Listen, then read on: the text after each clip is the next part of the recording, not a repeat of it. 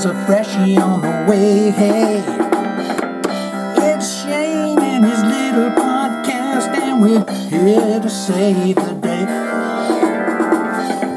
Jive Talkin with Shane, you're gonna have a good time. A heavy metal podcast, and it's out of your mind. Podcast of intent.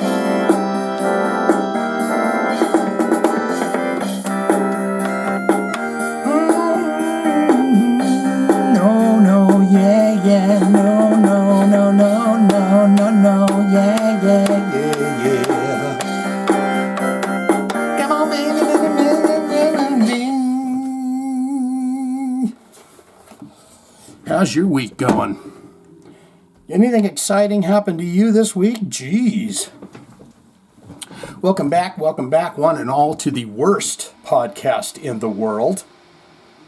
I thought this laptop was going to stay silent, but that's fine. The worst podcast in the world, this guy did a YouTube short. It was me that did the YouTube short. And I said, the worst podcast in the world. I was trying to invite new listeners to come and listen to the podcast and have some fun with us. And I figured what I would do is I would say it's the worst podcast in the world. So if there's ever any kind of award shows of something like Golden Gods or something, they're saying, and the worst podcast award, heavy metal podcast, goes to, I've already claimed it. So I'm saying it's the worst podcast in the world, and you're welcome to join me on this. Stories that we will not be talking about. Pantera are hitting the road this summer, baby. They're out there and doing it. And by God, they got ads all over the fine and fantastic blabbermouth about that. It's going to be Pantera and Amon Amarth out on the road. And let me tell you something. I saw that Amon Amarth, and they're damn good. Viking metal, damn good. Highly entertaining, enjoyable. But lots of stories that we won't be talking about. And so I won't even mention them because I forgot them already. I want to welcome you to episode 169 of Jive Talkin with Shane Diablo, the worst podcast in the world. And this is a no request zone. What happens is we read the stories, we have fun, we talk, and we do that. Then at the end of the episodes, you get in the comments, and then the following episode, at the very end of the show, I read your comments. The good ones. I'm not going to read you're a douche or something like that. I mean, I might read that, but rude stuff I don't even pay attention to it. But if you've listened to the podcast, if you've done the homework, then you know what to do in that comment section. Jesus, man. I'm gonna tell you something right now, and I understand Johnny B is going to be through the roof with this, but I've had a little visitor that glows right outside my window for what turns out to be weeks now, but I never really paid attention to it. And someone said, oh, that's Venus or something. And I went, oh, okay, it's Venus. But then what I started to notice, it's an orb. It doesn't look like the regular orb thing, though. It looks more like a star. It does. And we will get to the heavy metal news. Please bear with me here. This is very exciting to me, okay? It's very tender and loving and touching to me, okay? So if you don't mind, I'd like to share this with you.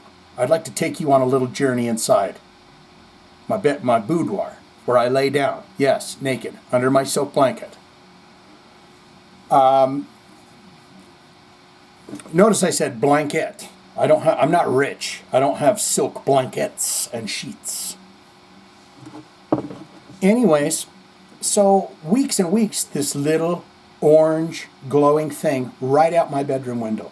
The one that I bitch about in every video, that the lighting sucks on me and stuff, that window. And about a week ago, maybe less than a week ago, I look out the window, I saw the damn thing there. I looked out the window 2 hours later, that thing was gone. I was like, stars don't do that. So then the other night, I thought, you know what? I'm going to watch this thing because it's there outside my window every night. If I go outside my front door and I look up, it's like Grand Central Station, I feel like. But maybe that's just me. But this thing is real, and it is floating outside the window. So I say to myself, you know what? I'm gonna roll the blinds up, and I'm gonna sit on the carpet, and I'm gonna watch that thing. And if I'm lying on, it's very slow moving. But about sunset, six, whatever it is, let's say 6:50. By 8:36, this thing has traveled far back, moved backwards away from my house. And by 8:36, it drops over these houses that sit on a hill.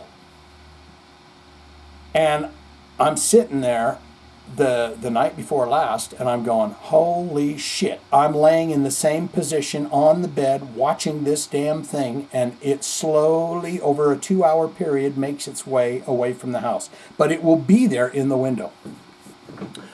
So I did it again last night. And I am sitting there, and it did it right again at the exact same time, 8:36. It headed over that house, over that hill. And I'm sitting there petting my cat, and I'm laying on my side, and I'm slowly watching this thing, you know, the divider between the window, so pretty soon I can't see it. So that tells you it's moving, right? Doesn't that tell you it's moving a little bit? If I can't see it, and then all of a sudden I see the glinter, and the glinter, and the glinter, and then, what are you going to tell me? The earth is spinning weird? That thing isn't moving, but the earth is spinning weird? Is that what you're going to try to tell me? Anyways. Second night in a row, I will be watching again. Someone will say to me, Shane, pictures or it doesn't happen.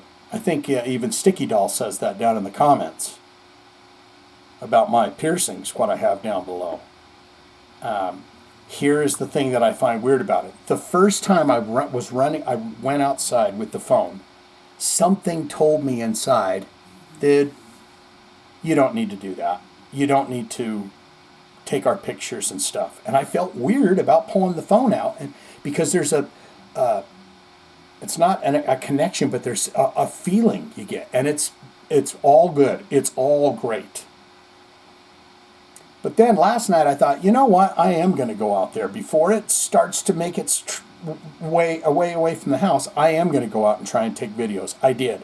I hit the thing. I filmed it. I explained what was going on because I was going to share it with you guys. And then I stopped it, and then I've got some stuff of the sky, you know, Grand Central Station above me. This was blinking. There's 3 of these going boop, boop, boop, boop. So I come back in to review the footage. Every one of those videos was only 1 second long. That's it. And I wasn't going pop, pop, pop, pop, pop, pop on my phone to get 1 second. Every one of the videos I took was 1 second long. That's telling me they're saying, dude, you don't need to be that guy. There's plenty of that guy out there, and you don't need to be that. We are now moving out of the strange zone, the unidentified flying object zone into heavy metal news. Aren't you so happy about that? I don't want to freak people out with that, but it is. I mean, you know, I've told myself, can this be happening? No, it can't be happening. Because that's the reality I want. I want to live in the bar at Star Wars. That's where I've always wanted to be, is hanging out. Not the guy that loses his arm, but maybe standing next to him. He goes, my friend doesn't like you. Well, I'm sorry about that. I don't like you either. I would just be the guy that goes, yeah. You know, I'm further away. I ain't losing an arm for that shit. But... you know, something is going on, and it's pretty awesome because I get no negative connotation from it. I'm done with this. I got my greenies. They finally stocked the shelf over there at that 7-Eleven, so finally that.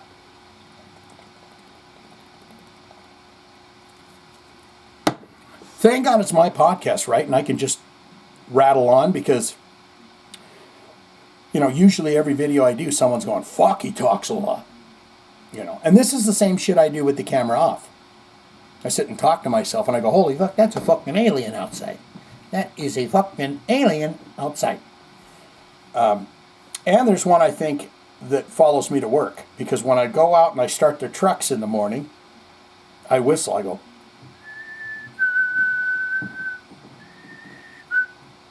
and... ping, this little orange light, ping, pops on. I really want to believe that it's the thing that's outside my window and it follows me to work in the morning. But and I know I need to come up with a name. I was calling it Fonzie, but I want it to be a girl. But then they would say that we don't have genders. You know. Anyways, let's get into the heavy metal news talk now. And I tell you, I will not make another mention of it, even though it is the greatest thing to ever happen to humanity. But let's get into it. The second tragic thing to happen to humanity is the traumatic breakup of Jacoby Shaddix's son. He had a very bad breakup, and it inspired the lyrics to "Even If It Kills Me." And I really hope the son's still around, because this is going to go south quick. But I found it a bit strange that, maybe his son came to him. What's up, Jacoby Jr.? What's going on? Nothing, Dad. I don't want to talk. No, talk to me, bro. Freaking talk to me, man. They say, well, I had a traumatic breakup, and he said, tell me every detail so I can write the lyrics to this song. But that's what we're here to do, is investigate news. It is a heavy metal news experience for that reason. Good photo of these fellas. Their hands together going, hell yeah, dude. Hell yeah. Sunglasses on. Oh, they're all... He says, I'm kind of like Jacoby. I get to sit in the stool right behind him. That means I'm the second in charge. And if he does that with his hands, I also do that with thumbs crossed. And this guy stands and says, well, I'm the third in line, by God, and so I'm going to stand with my arms down to side to be proud to say that I'm the third indeed in line. This guy says, he's got his hands crossed in front of him. He says, I'm just humbled to be here amongst these people, the Papa and the Roach. Jacoby Shaddix's older son, traumatic breakup, was lyrical inspiration for Even If It Kills Me single. In a new interview with Rock 93.5 radio station, Papa Roach frontman Jacoby Shaddix spoke about the lyrical inspiration for the band's latest single, Even If It Kills Me, Girl, which was released in late January via the group's own label, New Noise Records. That's the way you do it, boys. He says, this one was started out about 2 years ago, the music part of it, and I heard it first from the first musical just vibe with the strings. I was like, it sounds cinematic. This sounds like it's about to be a journey we're taking the fans on. It's going to be one of them journeys that we take the fans on. So I hit the boys up instantly. I'm like, dude, I can't wait to get in the studio on this one.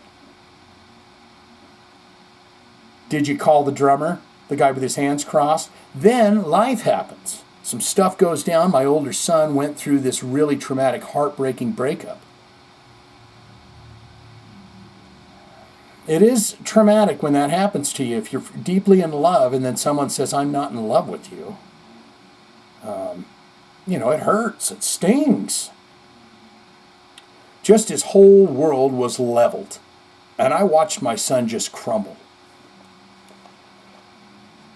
I don't like to read about people's sons crumbling, okay? And that was a tough one. But to also have to go, hey man, there's some hard truths about life. Sometimes people aren't what they show themselves as. That's true.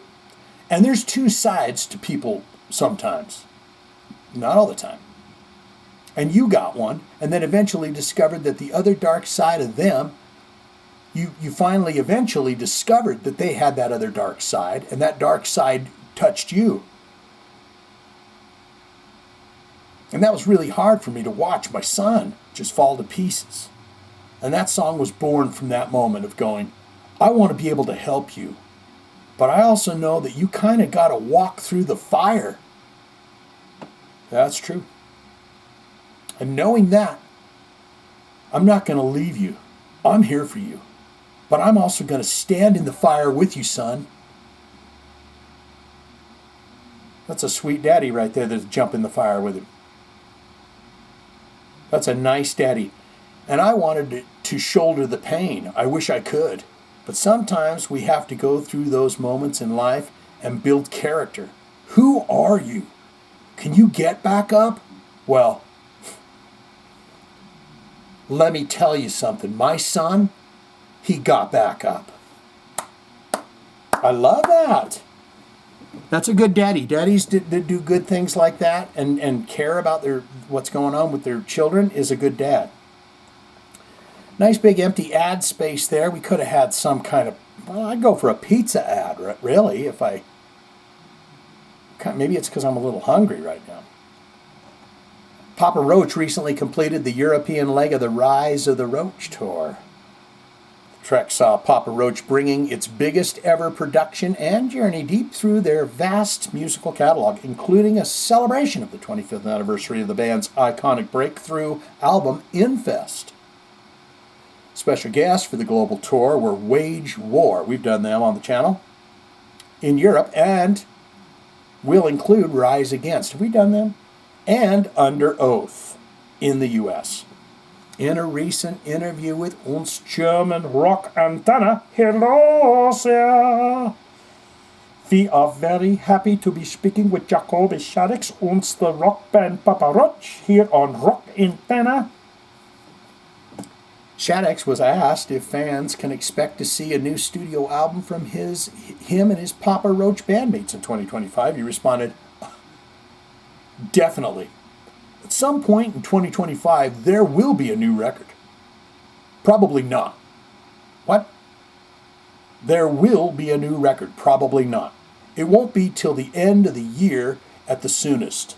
But we're really proud of the stuff that we've done. I wrote a song about my son's breakups. And I think fans will be surprised. The fans that are coming to the shows are going to be so surprised at what we're doing too. So it's going to be a good time and a big surprise to a lot of people. As we evolve the music and push things forward, you never know what's going to happen in the studio. And I got to tell you, what happened in the studio this time around has been just exciting. What is that, Centrum that they're trying to sell there? I do take a one a day. It's like kind of one of them sneak attack ads, right? They just show it to you and then it blanks out right when we're getting to it. We've had a really good run with our last album, 2022's Ego Trip, and a lot of success, especially here in America as well as Germany. We've had some great success on that record, and it's just been one of those great successes on that record that our fan base has really been excited about. And so we're taking that moment and going back into the studio and creating again. It's been a really good feeling. I love that man. He is a good man. Papa Roach are a 2-time Grammy-nominated platinum-selling leaders. Alternative hard rock music. Papa the Roach was not unfamiliar with calling attention to mental health. Yes, Last Resort has it. I see Last Resort there, and have been doing so since the seminal release of their first hit single, Last Resort. I cut my life into pieces. This is my last resort. Small ad, but a nice car there. Oh, I don't want a damn thermos. That's some kind of spray you put on a jacket? When I got my leather jacket, I hated. My Mama Diablo got me a leather jacket. And some leather polish. It had the fringe that was hanging down. It was very popular with, like, say, Richie Sambora, John Bon Jovi, and stuff like that. And it's a fine jacket if you want to wear it. But I wanted just the Ramones sucker. I just wanted the good old-fashioned leather jacket. You put the Iron Maiden patch on the back of it, and you just have a good time. And I didn't get that. But when I got it, she gave me a big bottle of shit. This needs to be put on it every week. And she would check on it. Have you put the polish on? You need to put the polish on it. Don't you understand what I want this for? It's like the fucking Hell's Angels. I want people to piss all over it. We run over it with motorcycles, and then I put it on.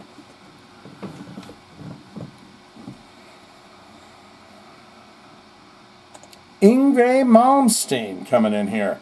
Do you know this guy? He is a virtuoso on the guitar.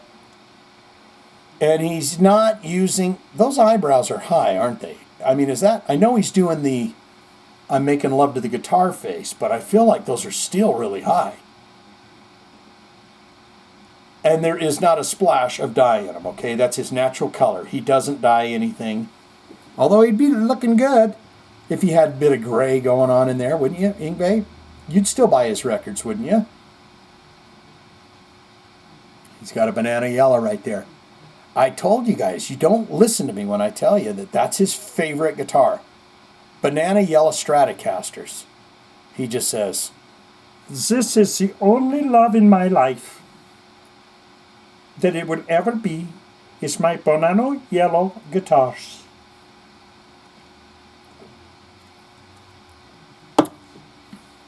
If that thing was outside the window right now, just having a good time. I wonder if it does, honestly.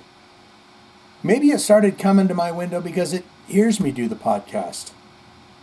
And it loves it.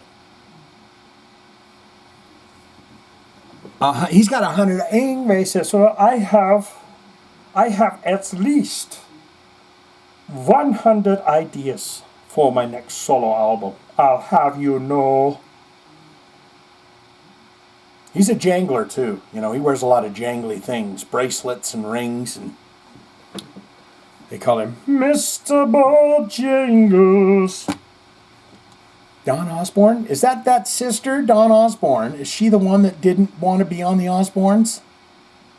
But she's into rock, and she's got a show called Total Rock. In a new interview with Dawn Osborne of Total Rock, legendary Swedish guitarist and Yngwie Malmsteen, Yngwie, right? Yngwie Malmsteen has asked if he is working on new material. Are you... Yngwie, let me just say, it is an absolute honor to have you on Total Rock. You are a total rocker. Are you working on material for a follow-up to the last album, Parabellum? Which was, I think it was, and you can correct me, Mr. Malmsteen. Was it released July 2021 via Music Theories Recordings, Mascot Label Group? Is that it? Well, he responded as transcribed by I'm in the studio, and I've been writing a lot of stuff, but I'm doing so much traveling and there's so much things going on, so I'm not really 100% in there. But yeah, I've been starting somewhat. I've got maybe 100 ideas. This guy just gets started on things and has 100 ideas. Imagine if he put his heart and soul into it. Because he says he's not in there really 100% in there yet. And he's already got 100 ideas. Another story we won't be talking about, Lamb of God, Randy Blythe, I guess he says digital exchange should be used as a supplement to real human interaction. I don't know. That sounds... I don't understand any of that. Yeah, it's Centrum. I've got the 50 plus. You got to get the Centrum 50 plus age group because that probably has more of the minerals that I need as opposed to a younger, healthier, better looking, more physically fit person. Malmsteen also reflected on his... I can't have this goddamn ad flashing back and forth while I'm trying to read. Malmsteen also reflected on his fall 2024 U.S. tour, which was billed as a celebration of the 40th anniversary of the solo artist. He said, "Well, it depends on how you count it, really. Last year was my 40th anniversary as a solo artist, but I was a solo artist before then, actually. So it depends on how you count these things." What was I read it, I was listening to an interview about him coming to America. And who got him over here because they were saying, God dang, man, he was a badass. Someone wanted to get him in Rad or something like that. Maybe it was Alcatraz. "I came to America in 1982, late 82, and recorded with Stila and Alcatraz, and then was in Japan in January 1984, and I signed a solo deal." They do love the solo guitarists over there in Japan. Does anyone remember a fine fellow named Tony McAlpine? He had a little guitar bit in, it was either Hit Parader or Circus magazine back in the day. He is very popular in Japan. And you got Marty Friedman. So they love that solo guitaring. However, before I was so rudely cut off by Shane, he's just always talking, never listening. He never listens. He's always doing the talking. However, it seems that a lot of people that didn't quite get that memo. He doesn't laugh though, does he? Yeah, he does. He's a fun guy. I won't mention names, but that's irrelevant here. So, because I came to America, I was a solo artist too. But I could call it Yngwie Malmsteen. Because you'd go, wait, why are you calling it is that? Why would you is calling it that?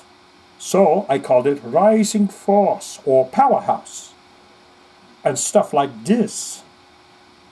It was just me and a bass player and a drummer that would change every week. See, I told you before. I said he doesn't laugh, and then he laughs right there. So I took it back, and I said he does laugh, and there he is. And I would write all the songs and sing. So I've always been the kind of person that trends to mix everything for my mind straight up. Now tell me, do you really want to love me forever? Boom, boom, boom. Or am I the one that is caught in the hit and run? Is it going to be you and me forever? Or are we just having a bit of fun? Get yourself a Diet Coke if I took you down memory lane there. Only 4 of the songs on Parabellum feature vocals. The album title is Latin, translating as Prepare for War. Anytime you say war, you got to say it like you think Tom Araya would say it. War. After working with some top hard singers of the past 4 decades, Yngwie now handles much of the lead vocal duties. Have I heard that? I don't know if that's a good idea, is it? In his own band, backed up in a lineup that includes keyboardist Nick Marino, bassist Emilio Martinez, and drummer Kevin, oh, that's a good name right there, Klingenschmid. Oh, that's a one, Klingenschmid. How you doing? It's good to meet you. I'm Kevin Klingenschmid. It is damn fine to meet you. Now, what's it going to take to get you into that Tupperware? As previously reported, oh, what's this? Madison Reed. Isn't that kinky website where the rich men go to find women? As previously reported, Yngwie was released a new live album, Tokyo Live, on April 25th via Music Theories Recordings. The concert was recorded at the Zepp Diver City, Tokyo. That's a fun name, Zepp Diver City, Tokyo, on May 11, 2024, as part of Yngwie's 40th Anniversary World Tour. You can check out the first taster of the LP in the video, From Top Down, Foot Down, available below. I don't know. I think we might be done with that. Brains, think what you were going to say. Oh, a couple of off topics. I watched freaking Rob Zombie. His Freak Parade show. It was just like his 2024 tour. I watched that last night, and I was like, this guy's fucking entertaining. Those songs are built for sing-alongs. Everything is done. The dude's dancing around. He's got freaking aliens and all sorts of weird shit, digital screens. It's like bang for the buck. Now, I have seen Rob Zombie once before, but unfortunately, I saw him on Educated Horses, and that's when he was like, I'm just going to I'm just going to be simple, like Leonard Skinner style. I'm coming out in a Levi jacket and bell bottoms, and we're just going to rock it good old style like that. That's what we're going to do. So he left all that stuff. He might have had a digital screen or something, but all the pizzazz and wow that goes on. And it was only like an hour and 7 minutes, the concert. And I was like, it's bang in there and out. He gets you He's got enough tunes there to just get your ass cheeks moving for an hour, and visuals and surprises, and then it's over. It really is bang for the buck, I'd say.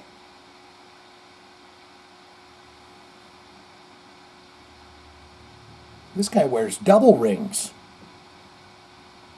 Don't forget my watch, Shane. I've got my bracelets over here. My wedding ring, once I will, for my beautiful wife. My dreamboat. And then he's got ring over here for pluck fingers. And watch. Look at all them heads. I thought it was cabinets that you wanted up there. Why do you need that many heads?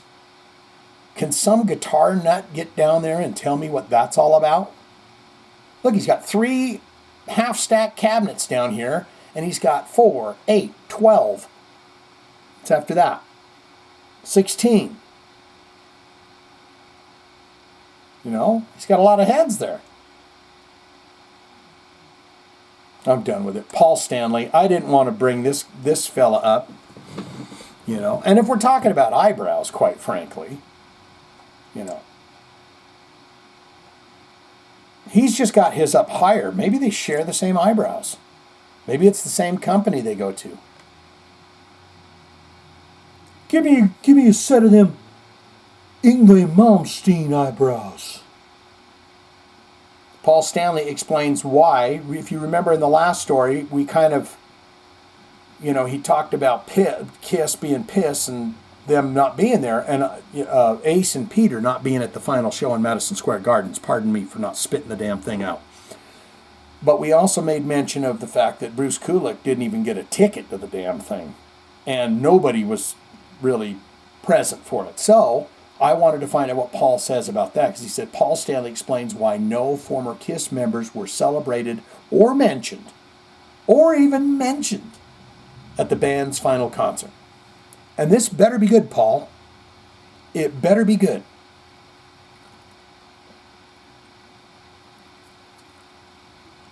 Even if they was in our presence at that last show, we'd have to call the band piss. That's how bad they are. Oh, did I mention last time about watching the Tom Snyder interview?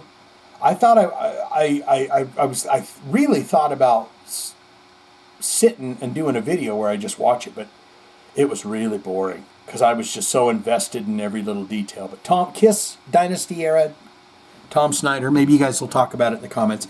Let's get into Paul. He's going to explain why. During an appearance. Oh, Jericho. During an appearance on the latest episode of Talk is Jericho. I don't know, Jericho, Chris. I don't know how I feel about that name, but you know what? It's your podcast. You can choose to call it whatever you want. Well, this podcast, Talk is Jericho, hosted by wrestling superstar and Fozzy frontman Chris Jericho, Kiss guitarist Paul, the Stanman Stanley Starchild Stanley, was asked why there weren't any guest appearances by former Kiss members at the band's final show at New York City's Madison Square Garden. Remind me to talk about Billy Corgan. I don't want to forget about that.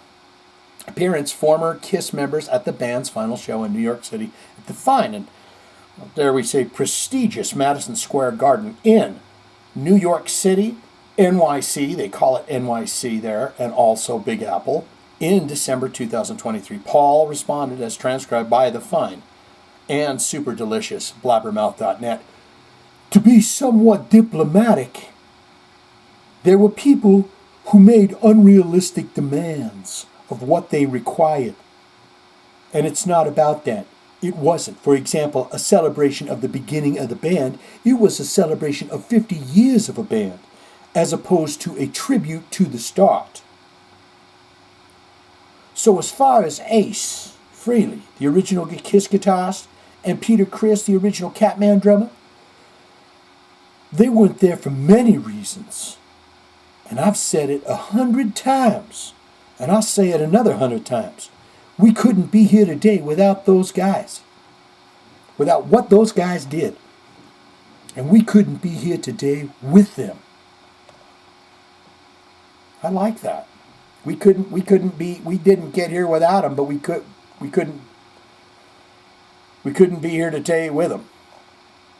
It's still rude, Paul. They were all part of the band. Bruce Kulick, all of them. Vinnie Vincent, they all should have been there. You just didn't want to have them up there because you were afraid they would embarrass you. And they probably would. They would probably embarrass the shit out of you and Gene. You don't want another episode of Tom Snyder, because you could feel the embarrassment in Paul and Gene right through the YouTube video. Asked by Jericho about the lack of any mention of other former Kiss members, Jericho's doing his duties. He's going to say, well, we put them in the background. Didn't you see that on the screens? Wasn't you watching? You claim to be a Kiss fan. Weren't you watching those screens behind us? And you saw that their faces popped up randomly? Well, the fine Jericho here, he says, there was a lack of a mention of Kiss members such as Eric Carr, rest in peace, Bruce Kulick, and Mark St. John, rest in peace. They've just left their meat sacks, the spill. They're not gone, they're just, not in what Miss Althea would say, he's just not in his delicious meat sack, right? Eric Carr. But he's still out there. He probably, he could very well technically visit Miss Althea's bedroom at night. I mean, I don't know if he does or not, but technically he could. What are you gonna do? Oh, this is Paul. He says, what are you gonna do, huh? What are you gonna do? I think the best way to honor everyone is to be the best we can. That's not a good answer. What are we gonna have? Videos up on a screen or draped photos? Oh, so you didn't even show them on the screens? The fact that we were there because of everybody who participated, some more than others. But the tribute to everybody is us existing.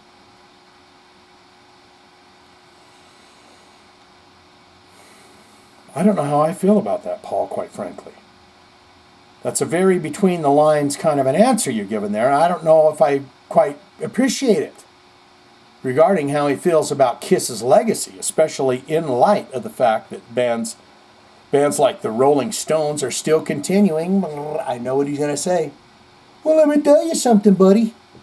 We could do it too, but we're wearing 40 pounds of gear. Let's see. I cut off these sentences before I even get to the end of them with my thoughts. And I was just apologizing for that an hour ago, cutting people off with my own interjections. Could you imagine having a conversation with me face to face? It would be hell on you. It would be hell on you. If you're like, hey, let me tell you about this fun story, and then I cut you right off and start talking about a fun story I had, it would be hell. Paul said, I think the legacy is only going to grow. And Billy Corgan did say that too. He said that. He thinks, when he talked to Gene Simmons, he said, yeah, I think you guys have something that's going to last for eons. I think the legacy is only going to grow. I think it's only going to get bigger. The Stones are an interesting one. At some point, what's it going to be? The Stone? I'm going to see the Rolling Stone. Well, you're only two guys away from the same thing, right? He's basically saying they're going to die, which they're not. They're going to live forever. But he's saying at some point there's only going to be one of them, and it'll probably be Keith Richards.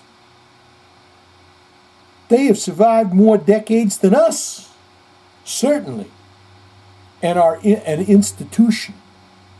People go to see them because it's the Stones. So I think that over time we'll only get bigger, because you got to become more powerful the longer you exist. When we were doing the End of the Road tour, I think we became almost superheroes because we were timeless and we didn't change that greatly. People would come to see us and go, whoa, wow, they look like they did 40 years ago. I don't think so, Paul. People don't say that. They look at you up there on the stage and they have a reminisce in their mind about holding the records 40 years ago, but they're not amazed at how you look. Pretty good, Paul, I'll tell you that. You're holding on pretty good. But Gene was a little string bean, and now he's not, but you guys are older, and that's fine, and that's okay. They didn't get that close to us, but yeah, I think Kiss is timeless, and that Kiss will just transcend everything it's been.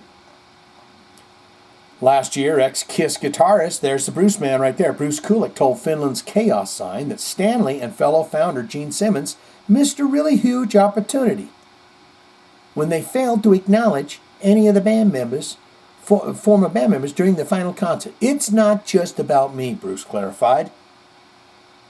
They also didn't mention the late Kiss drummer Eric Carr, Ace and Peter, and the late Kiss manager Bill Aucoin. They didn't do that either, you're right, Bruce. Bill Aucoin. And they could have got old, what's-his-face out there to take a bow. Their current manager. Come on, terrible. They really missed it. I wanted to get to your comments a little earlier than usual. And another thing I wanted to mention, I'm going to mention bathroom breaks, and I'm going to mention Billy Corgan now. That's kind of rude of me to just leave you sitting there while I go to the whizzer. So if that happens again, I will just splice and edit. So there's 2 episodes out there where there's a big long break in it where I leave this running to go. But I'm going to take the extra step to edit it out because that's kind of rude to do that. You are lending me your valuable time for this podcast, and for me to just walk off and take a whiz, it's kind of rude.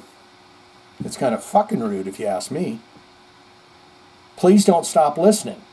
But I'm saying it like it is. Now, doesn't that sound honest to you? Isn't that an honest thing to say? Why would an honest man tell you that there's a freaking alien outside the window every night that leaves? Comes to visit me, look in on me, and sometimes I am. Not completely nude, but sometimes I'm in my jammies, which are, my birthday suit. Pair of underpants, T-shirt if it's, it's cold. Now someone's going to say, oh my God, dude. Dude, you're not going to believe what I heard on Shane's podcast. He said he fucking wears panties and a T-shirt to bed. Dude. No, underpants and a T-shirt if it's cold.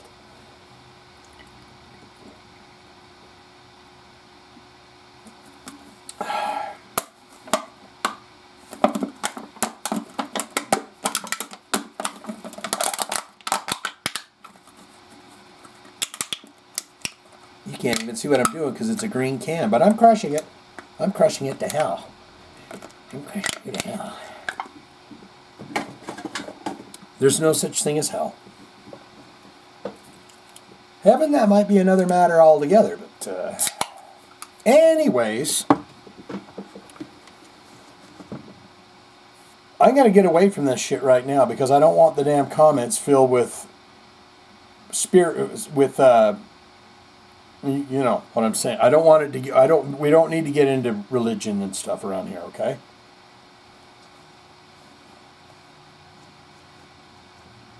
Religion doesn't even come into play when you are talking about a band called Knights in Satan's Service, okay? In January 2024, Fraley explained to Rock Candy magazine why he never made it on stage with Kiss to their final show at Madison Square Garden after last leaving the band in 2002. The fans would constantly reach out to me and say, Ace, please come back to the band. So the fans were and are my priority motivators. And I want them to know that I did try, but I couldn't make it happen. They never asked me.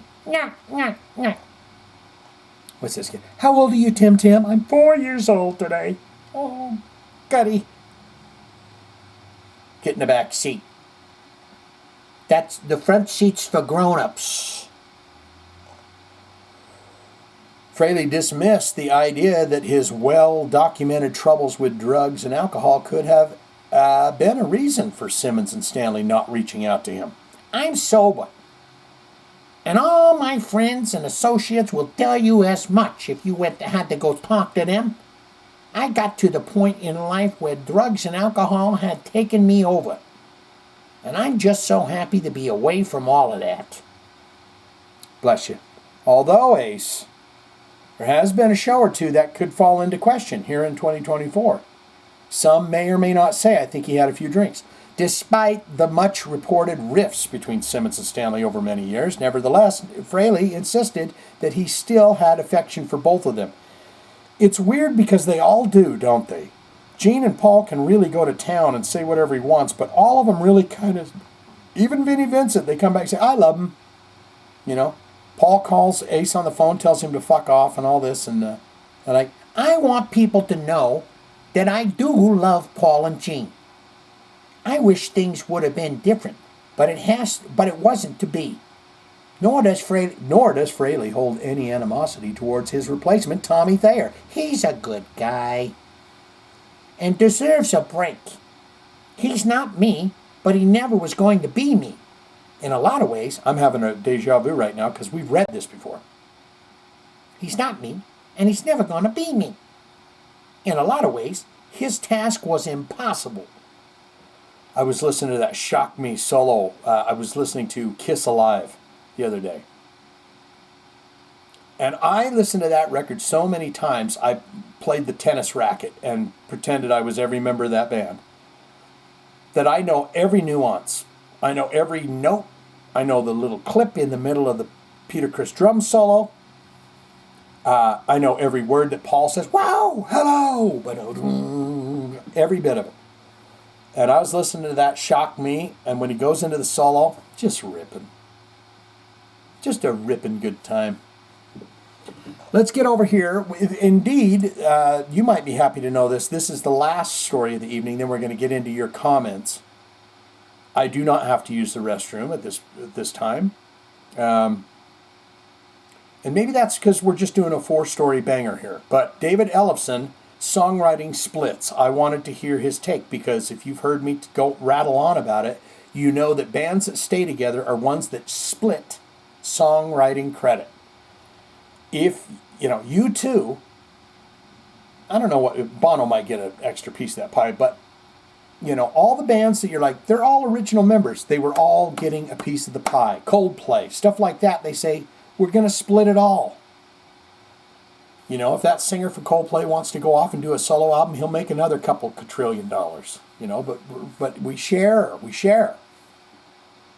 That's why, Dave Lombardo and everyone that Slayer breaks up and what's going on, and it's money and the business, and hey, I write the songs and the melodies and everything, so I get all the money. You just get performance fees. David Ellefson talking songwriting split in Megadeth. The more fair you can be on all of it, the better. Couldn't agree more. Let's take a look at David Ellefson. And we did do a video where he was up there with the Metal Allegiance or the Metal Alliance. And I did say that he looked like he was starting to look, it was a side profile, that he was starting to look like that old lady that caught them 2 kids in the woods and put them in the pie, cooked them in the oven, the pie. And I apologize for that, and I take that back. Because looking straight on, he doesn't look like that at all. But the side view I saw, that's that old lady that eats that put them kids in the pie and ate them. But David Ellefson, he's going to talk about it. Let's find out. In a new interview with Canada's The Metal Voice, former Megadeth bass player David Ellefson was asked if the upcoming Nick Menza documentary, This Was My Life, Nick Menza's Metal Memories with Megadeth and Beyond. Oh, hell yeah. Rest in peace to Nick Menza. I'll be right on that. Which Ellefson co-produced, paints Megadeth leader Dave Mustaine in a negative light.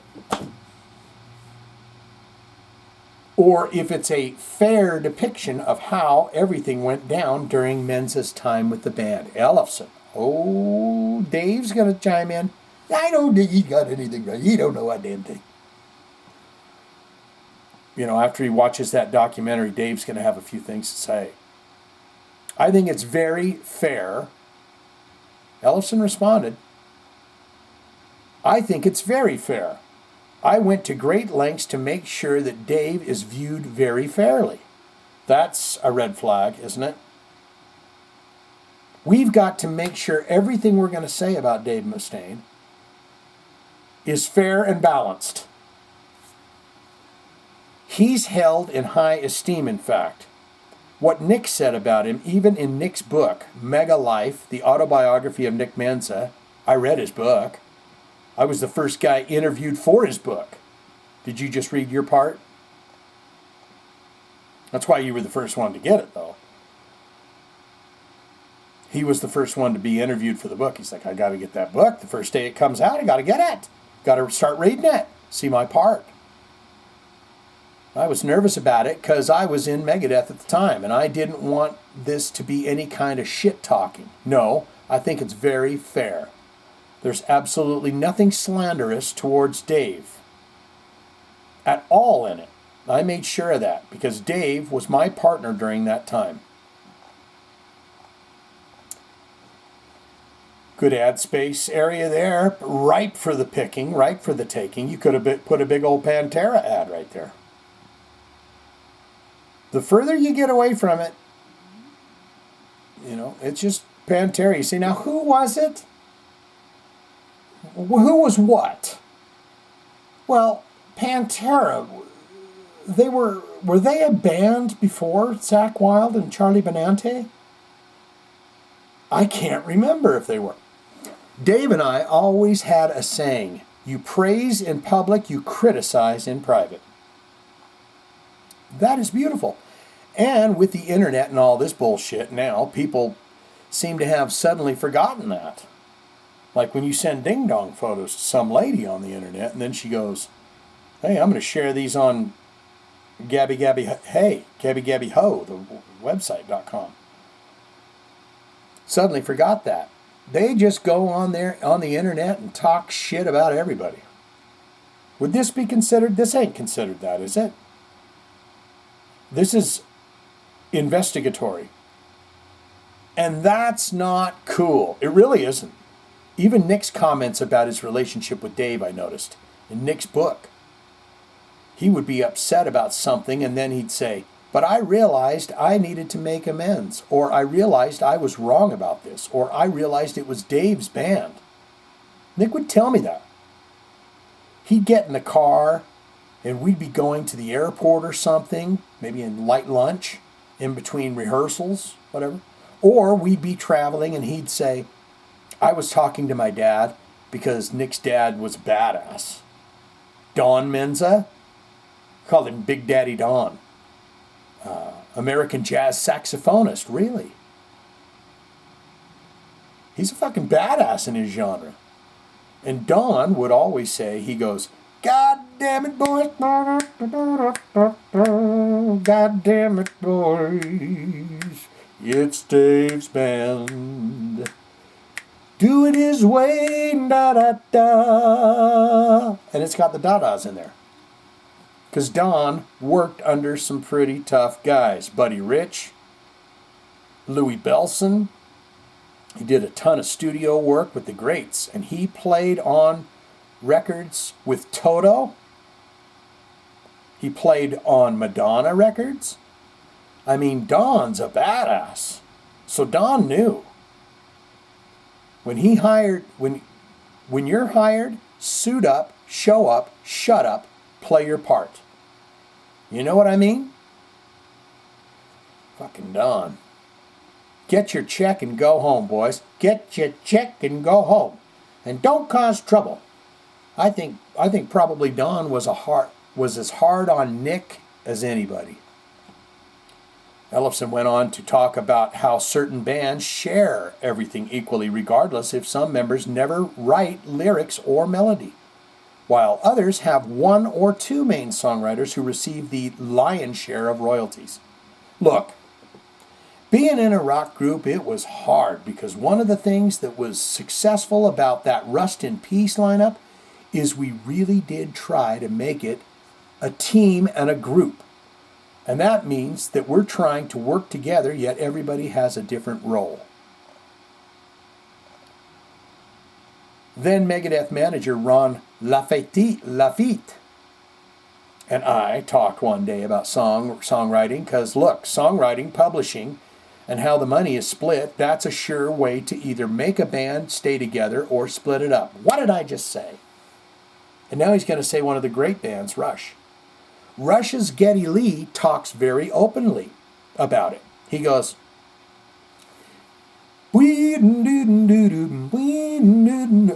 hey, at one point we just decided let's just split it 3 ways. And it splits. What does Daddy say about splitting it 3 ways? Splits nice. If you've watched a damn other video of mine where it's a 3-piece band, you've heard me say the pie splits nice. I feel like this is going to be an episode of absolute agitation. Someone just pulling their hair out by the roots. I can't turn it off, but I want to. We're going to get into your comments here very shortly. Please let me get through this. Please. He goes, at one point, Geddy Lee says, at one point we just decided let's split it all 3 ways. That just makes the argument takes the argument off the table. And that was always an issue in Megadeth. Always. Dave, from the very beginning, and it probably stems back to his days with Metallica and his songs, and I read it in his book, he said those songs for him. That means everything to him. And boy, he protects that. So, look, at some point, it's an argument you're going to lose. And we'd have many conversations about it. Megadeth's 6th album, 1994's Euthanasia, we went into it, was just actually Nick's idea. What? Megadeth's 6th album, 1994's Euthanasia, we went into it. It was actually Nick's idea. He goes, let's just pre-decide up front how much everybody's going to get. That way, when you're showing up every day, whoever brings the best idea that day will get used, and it won't have any agenda of. Yeah. You just share it. You don't be hogs. Well, he's going to make more money than me. There won't be any agenda of, well, he's going to make more money than me, or how come he's got more songs on a record than me. Just bring your best, and if it turns out they're all Dave and Marty Friedman, then Megadeth guitarist, if it's all them, their songs, then whatever.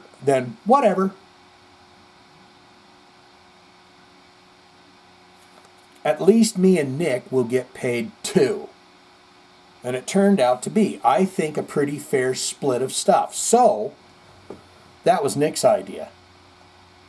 Nick was a smart man.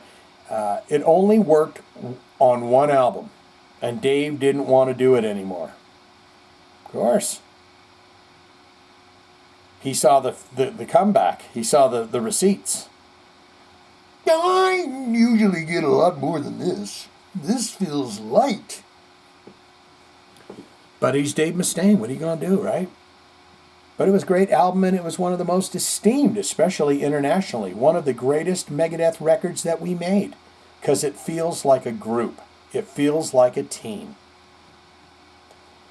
Guys, I'm done. I'm done with that. Let's take a look at him.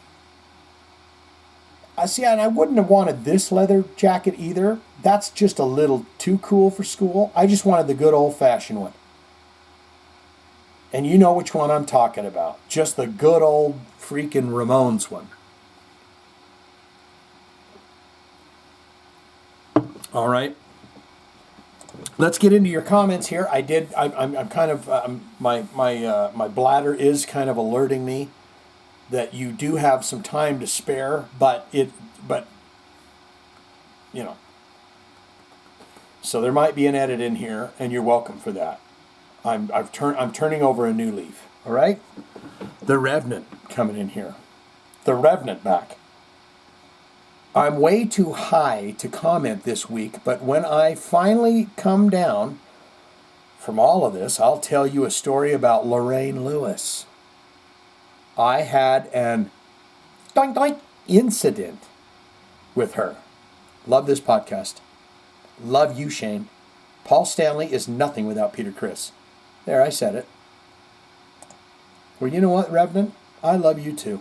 Even though you got that creepy damn face on there. And don't be freaked out by a creepy face. Because here in a few months, you're going to see some creepy faces. Because the aliens are coming. And you mustn't be freaked out because they're sweet. Think about it this way. If they wanted to get rid of us, they could have done that a hell of a long time ago. And if you exist outside the meat sack, which you do, it makes war meaningless. In a galactic situation, in a cosmic situation, it wouldn't be worth it. It's pointless. War, killing, all of that's pointless, isn't it? People are calling up the hospital. Get him a room. Get him a room. He needs a jacket. Yes, indeed. A thick one, please. He's a very big boy. He can break the straps on that. He's done it before. Johnny B coming in here. I'll be switching to shortened version mode on my comments going forward. Don't do that. Feel what you need to say and put it down. Yes, I made comment about the Bible and Herman Melville and all that, but don't censor yourself if you're feeling like you got things to say. That's what this is for, is you to give me your feedback. He's going into Stephen King here. I'm no Stephen King. Beep, beep, Shane. You know, I read that entire book and saw all of the movies and still don't understand that. Yeah. Yeah, the whole beep, beep, because every time he'd tell a joke, the whole clan of kids would go, beep, beep, Richie. That's like, I don't know. Johnny B on Paul Stanley. Paul Stanley is a fibber. In his book, Face the Music, A Life Exposed, all he did was complain and bitch about the other members, including Gene. Oh, yeah. Simmons. Here's a short version of his book. I'm awesome. Oh, I thought this whole next paragraph was going to be some selections from it. I'm awesome. The rest of them suck. The end. All right. Johnny B says, a few weeks back, you asked me what question I asked Blackie Lawless when I met him all those years ago, and I forgot to answer you. I asked if he was still friendly with Ace Frehley. They grew up together back in Brooklyn. He sat back in his chair, folded his arms, just like he did in that short you posted, and said,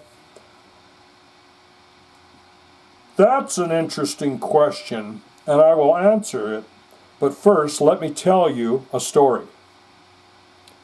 He then went into some story about how he made some pottery and gave it to Lemmy. After about 20 minutes, he said that he does indeed still talk to Ace Frehley, occasionally. I mean, freaking making pottery for Lemmy, that's not bad. You know Lemmy, just throw it down. What's these bleeding bloody shit, man? Throw it away. Oh, I've been using it to paste in. You know, them English, they always had bed pots. So he's like, yeah, I use them clay pots over there to paste in. and I'll put me cigarettes out in it. It's my last cigarette of the night. I'll piss in the jar and throw me cigarettes in.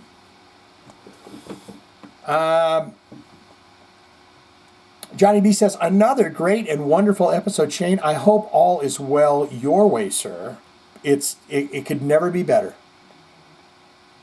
It is the year of no fear. It could never be better. Here's a few more podcast names you might consider, and do not have to read on the show if you don't want to. I'm read them all. Until next time, keep looking up. I whistle to the one. I'm just getting to that point now where I felt like this morning, right when I was leaving for work, I walked outside and I did my whistle.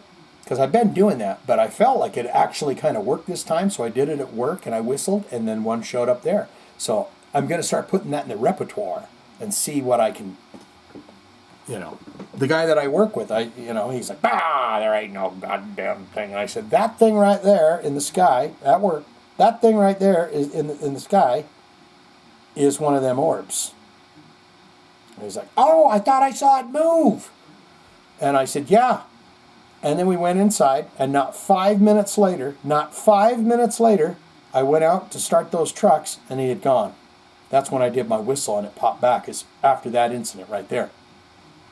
So I walked back in, I told him, hey, get your ass outside right now. Skies weren't overcast. There wasn't nothing going on. And he said, where'd it go? It was just right there. And I said, I know.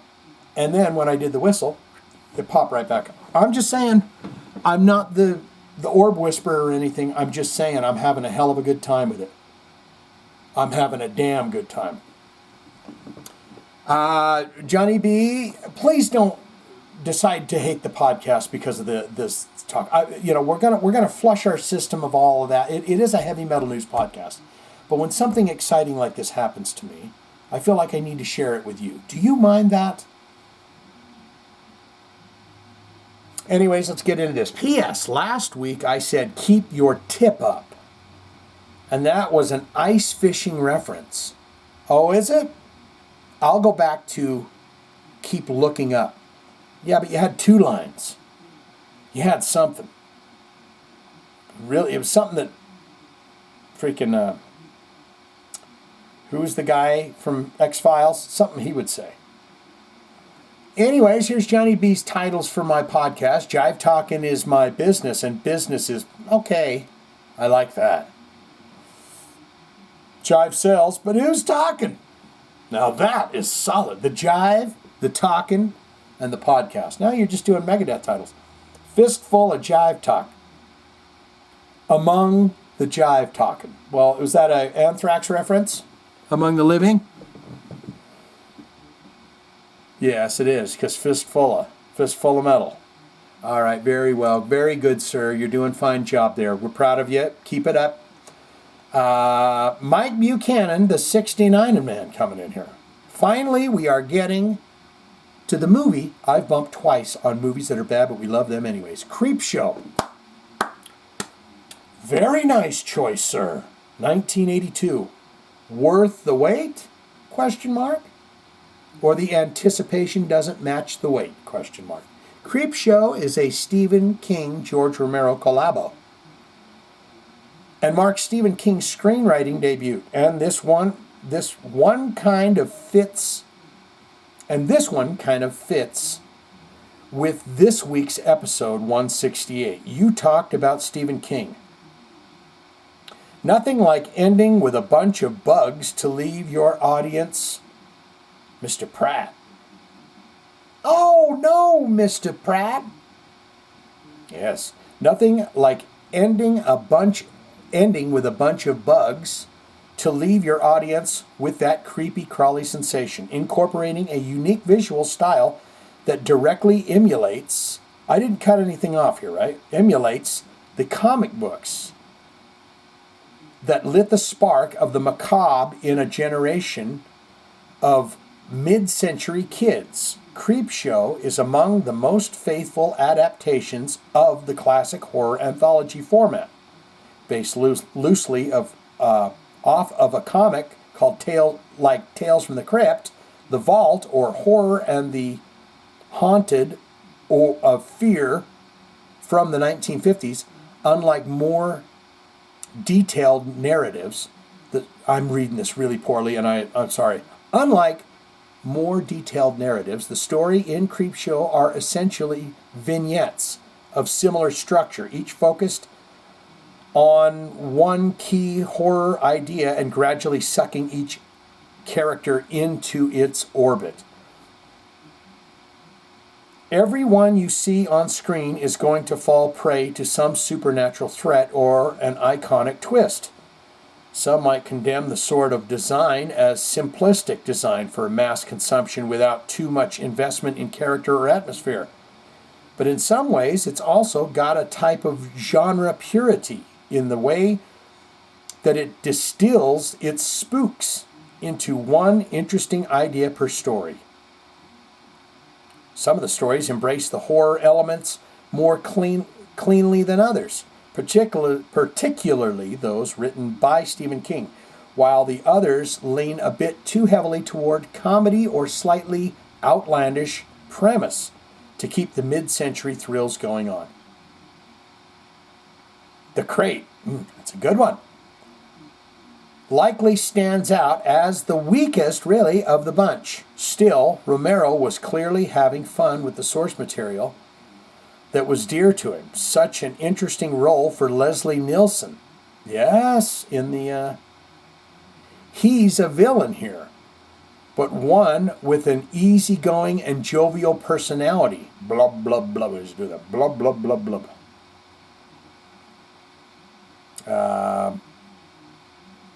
Personality which he easily pulls off thanks to his stellar timing and charisma.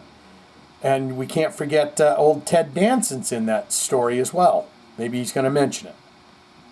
Still, Romero was clearly having fun with source material that was dear to him. Such an interesting role. Damn it. Which ultimately revealed to be a facade for hidden ruthlessness. That's Leslie Nielsen's character. Definitely the most compelling character in the anthology. It makes you wish you had seen Nielsen flexing his chops in more diverse later career outings, particularly as an antagonist. Grab your favorite beverage, sit in your favorite chair, pop some popcorn and press play. I thought you were going to put a little break in there before you got to your comments, so I might rest my eyes. Yeah, Ted Danson's in the Leslie Nielsen story as well. If you haven't seen that anthology vignette Creepshow movie, you should go watch it. It's fantastic. All the stories are wonderful. Father's Day. Where's my cake? Damn it, Bedelia, you bitch, I want my cake. If there's anybody out there that's doing horror movies, 100,000. One day, in, out. I'll be the killer, we'll make it money. 100,000. One day, performance. All right, let me get my eyes working again. Press play, I see that there. Mike Buchanan coming in says, Shane, college isn't for everyone. I myself never went to college, and look at me now. I work doing network administration for a Fortune 500 company. La la. Can you believe the fools, my awesome bosses hired me? I work in a windowless room, mostly, that's horrible.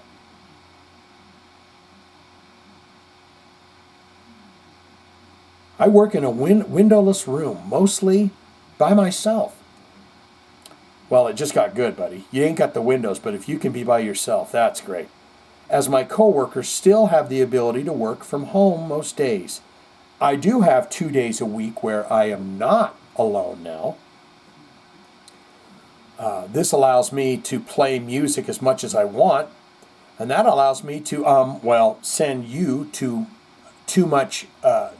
send way too much to Patreon. Keep it going. I don't mind. I'm not going to stop. I'm not going to stop. He answered the question.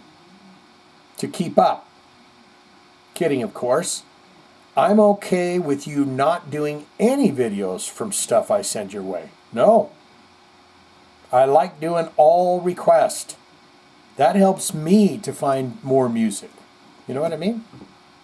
Your brain just doesn't span across stuff the way someone else coming from a different angle does. That's why I love doing everyone's requests. I feel like I'm talking at you. I feel like this whole thing I've been talking at people.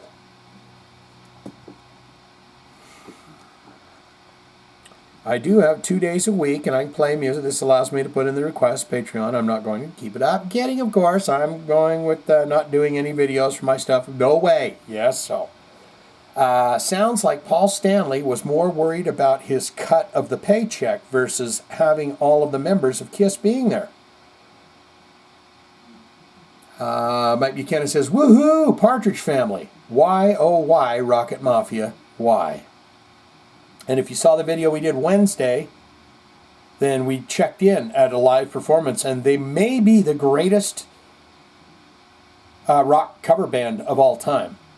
But we did not hear any of that. As I was clicking around through their concert, I did not get any of the I Think I Love You. Hold that thought for a minute. I'm going to go wee-wee.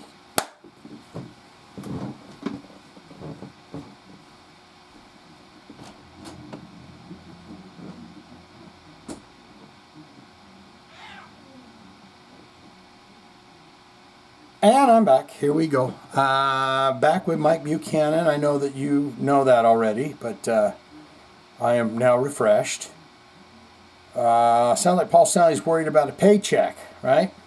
Woohoo! Partridge Family. Why, Rocket Mafia? Why? Shane, I know you're not going to believe this, but I have watched American Movie 1999. Well worth the watch if you are into low-budget documentary movies like I am. I just love those guys. They're just two great dudes. Just good old dudes trying to make a little movie, you know. I myself love the Rainbow video. Not to toot my own horn, happens to be my all-time favorite Rainbow song, as well as Rising being my all-time favorite Rainbow album.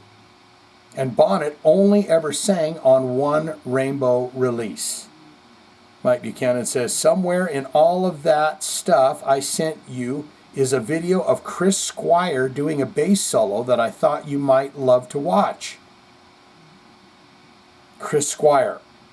Hands down, top 5 bass players ever. Rest in peace. We are now at the part of the show where Shane should be sponsored by Depends. He's not wrong. Forget Liquid Death. Sorry, Shane. I know I said I wouldn't stop your videos, but dang, man, you dropped. You were in another band name. What? Hold on. I thought he was going to berate me about my bathroom, leaving it going. I was ready to take it. Where he's going to say, yeah, that was pretty rotten of you, dude. Leave the freaking camera rolling. Sorry, Shane. I know I said I wouldn't stop your videos, but dang, man, you dropped where you were in another band named Fatal Cause and have an album on Spotify. Well, I'm back from banging my head. Really, you did? To some awesome early death thrash. Yes. Why do you guys only have 2 monthly listeners? That's a good question. I do have the little EP. That's the singer has a case of the CDs. Another label, and I'm sorry I can't remember the name of the label, but they just picked it up and released it on CD, and I'll look into that and get back. But I got a little box of CDs, I think, that I could get from him, where they re-released it. But it's called Lacerated Vein Graffiti is the little EP, and then Mind Christ was the full-length album. Hey, thanks a lot. That's 2 monthly listeners. I'm very happy with that. Honestly, I'm shocked. It might be me and the singer. And now it's time for your Jive Talkin' Jokes of the Week, provided by Mike Buchanan. How do you catch a unique rabbit? Unique up on it. How do you catch a tame rabbit? Tame way unique up on it. Tame way unique up on it. That'd be great if I could spit that out. That would be a good joke if I could do it. A pirate walks into a bar with a steering wheel in his pants. Bartender comes over like, you okay, buddy? That can't be very comfortable. Pirate goes, "Arr, it's driving me nuts." I love that joke right there, but... and finally, Mike Buchanan wrapping it all up, I'm writing a book about all things I should be doing in my life. It's an ought to biography. Very good. Did I give out the heart and the John Mann and the Revenant? Yeah, I did. Here's a big tone coming in. Very entertaining, JT. I always Jive Talkin. I know, I think I had a little brain fart last week when I saw JT and I was thinking Judas Priest or something. Very entertaining, JT today, Brother Shane. My first Kiss show was the 1977 Rock and Roll Over Tour, and it didn't disappoint. Oh, man, that is prime time. Looking forward to seeing Rat soon and getting back on my feet. Yes, take your time. No more powerlifting for Big Tony. Well, yeah. Or, I'm sure if you're doing that, you've taken the classes for it, or you've watched someone else. You sit over there and bench press, and you're watching that. I want to be a power lifter. Oh, that's how he does it. Okay, I'll just go over there and do it. But be careful. I've had a hernia, and I'm telling you, it sucked. Rock on, brother, and the heavy metal emoticons there for Big Tone. Thank you, sir. The Miss Althea coming in. The Delight. I mentioned her several times this week in videos for whatever reason. Something would pop up. Pretty much, Mike Buchanan and her in that Queensryche video where all those big meatheads were in the way. Couldn't even see his little pompadour haircut because those big meatheads were climbing up on their girls' shoulders and whatever. Miss Althea says, your opening statement to anyone who says or has said, Shane, you should have gone to college. Fuck 'em. I have friends who have degrees, but they are stuck in jobs, careers that they hate, and their workspaces are open area cubicles. I'll be honest. Can I be frank and honest with you? You be honest, I'll be frank. One of my earliest jobs was working at a missile base, but I was the janitor in the administration building. I was a very young kid, and my friends were going to concerts, and I would, clean up dog shit and mow lawns, and end up with $20, and they were going to concert after concert. So I was like, well, I'm going to go get a job. So I got a night job in this administration building. And I had a backpack, massively long cord, just, extension cord, and a backpack vacuum, and it was in a sea of cubicles.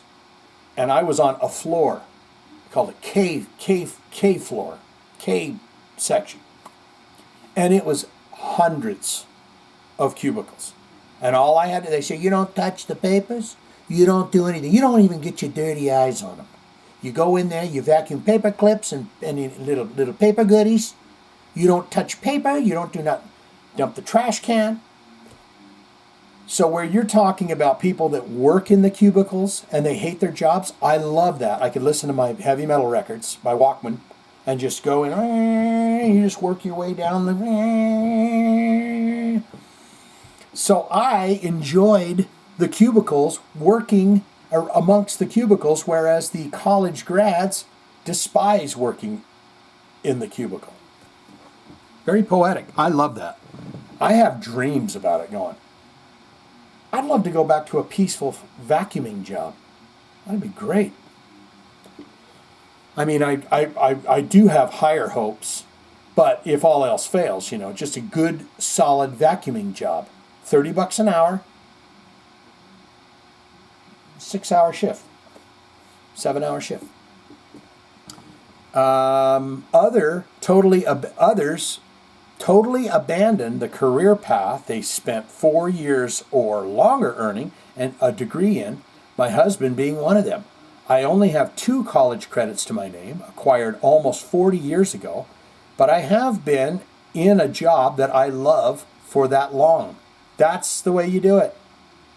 Because I ended up working at the college I earned those credits from. In a brain job as admin, and I have my own office. There you go. I've always wanted to say, oh, Roger, come in. Shut the door, please. Yes, just sit down there. We've got a few things we need to talk about. What happened with last month's numbers? They are clearly wrong on these sheets. I mean, I've always just the being behind the desk. Come on in. Yeah, please shut that. It's going to get loud in here in a few minutes. You're going to want to shut that door. I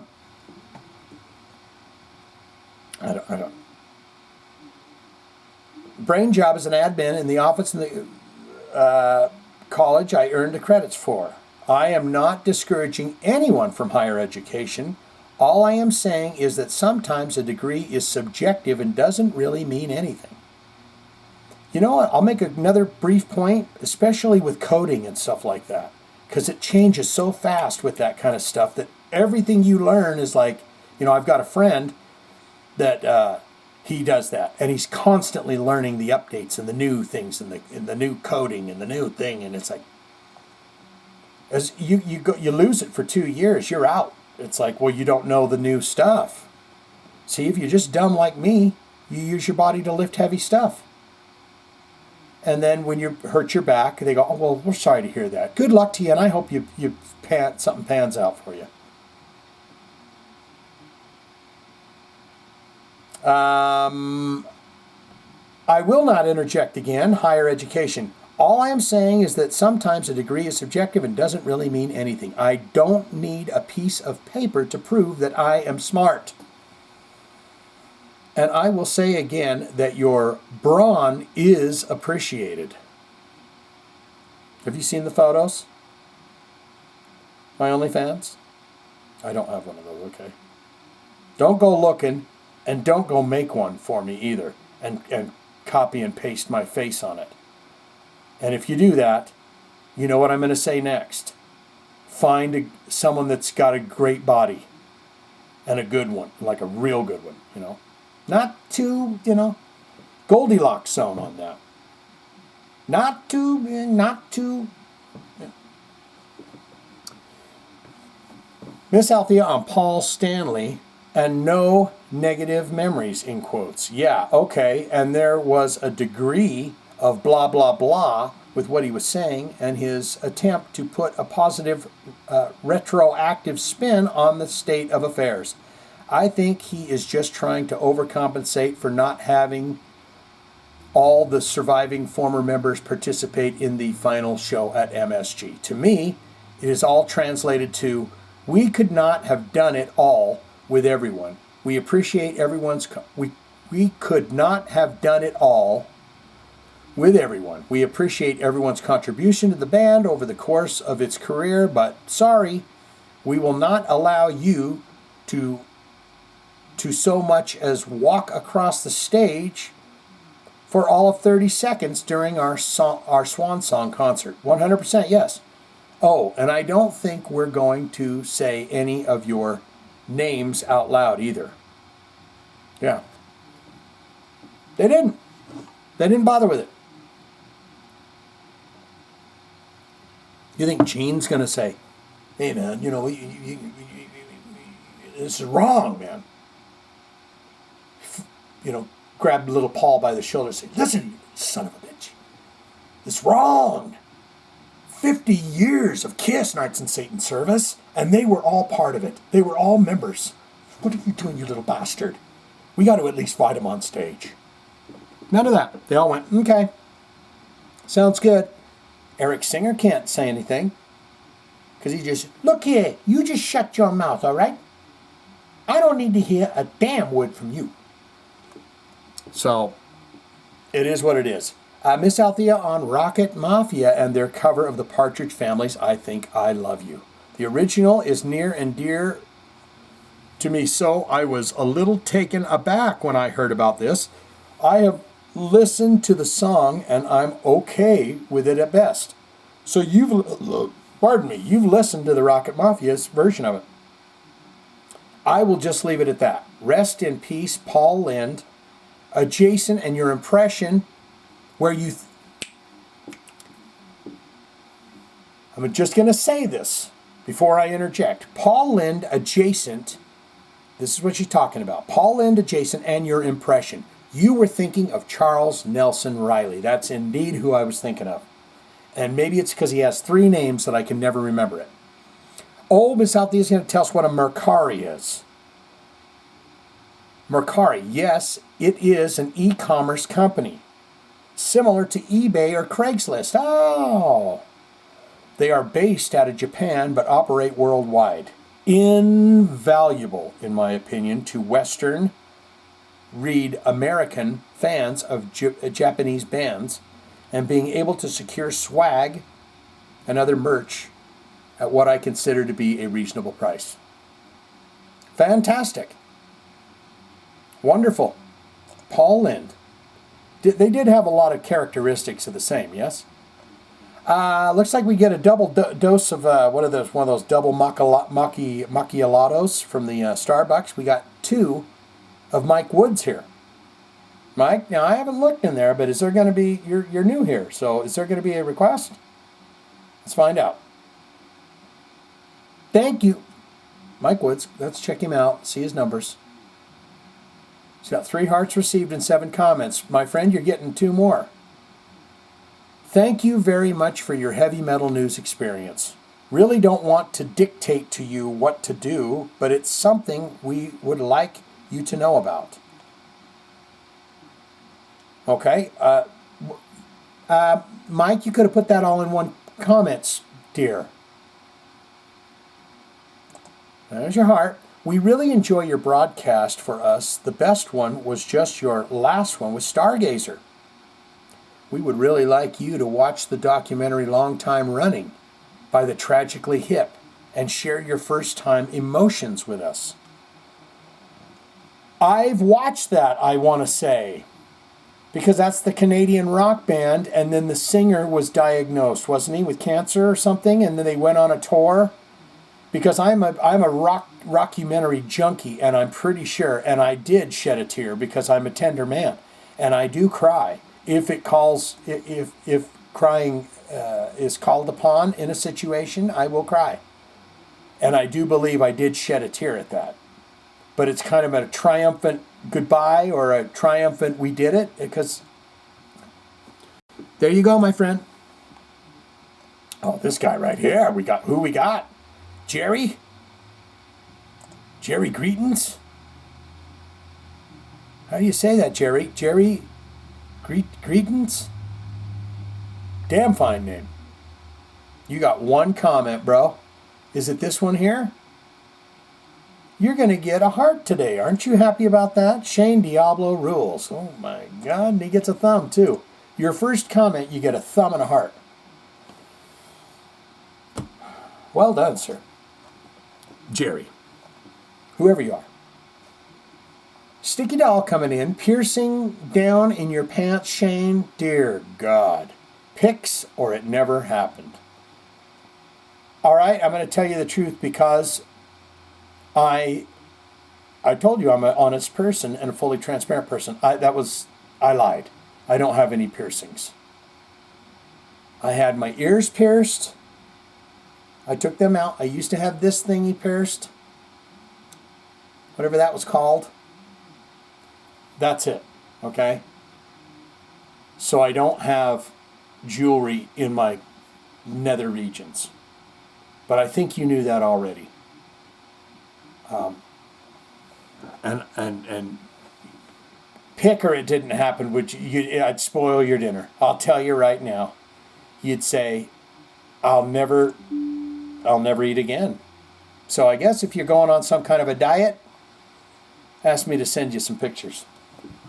That is it, my dear friends. We are done with this. We've made it. We've done it. I'm sorry about the whole damn thing. I don't know what to tell you, but this is it. Make no mistake where you are. This is it.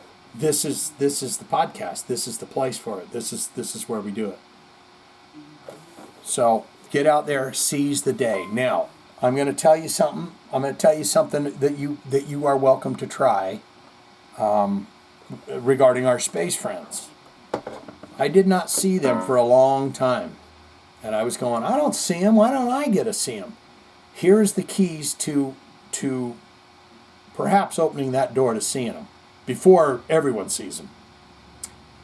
You got to go back to you. You got to go back to you. You know who you are. Everyone says, the best time of my life was when I was a kid. And that's because you didn't have all the rigors of this and that and work and blah and blah and blah. You were just checking things out, looking around, playing, doing the thing. That's where you got to get your brain back to. You got to be totally, get rid of this is ridiculous, this is stupid, what am I doing? And just look at the sky, get out there and just say, will you come visit me? And you just talk to him like you're a 12-year-old kid. And you're welcome to whistle too, because it seems to be working for me. You know, unless I'm on my way to the madhouse, which I don't doubt because I've been documenting this out my window for a while now, and I've watched it with my eyes leave. It's an amazing time to be alive.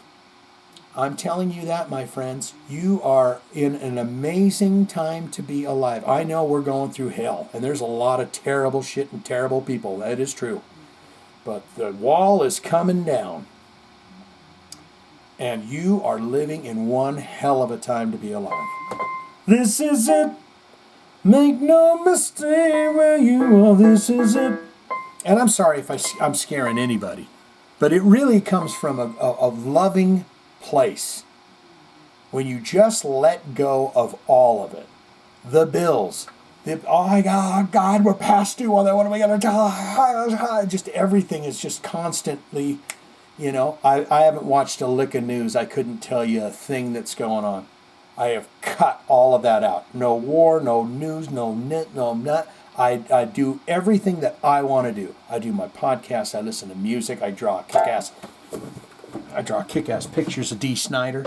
I did a short of this and no one even gave two shits about it. Look at that. I've never drawn in my life. And there I am drawing a kick-ass picture of Dee Snider.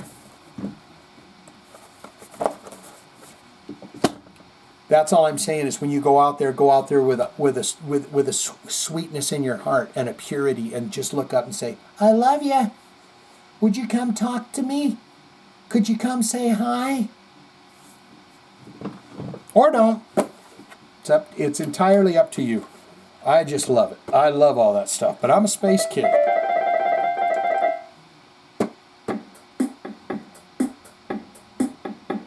He's alive. Alive with science.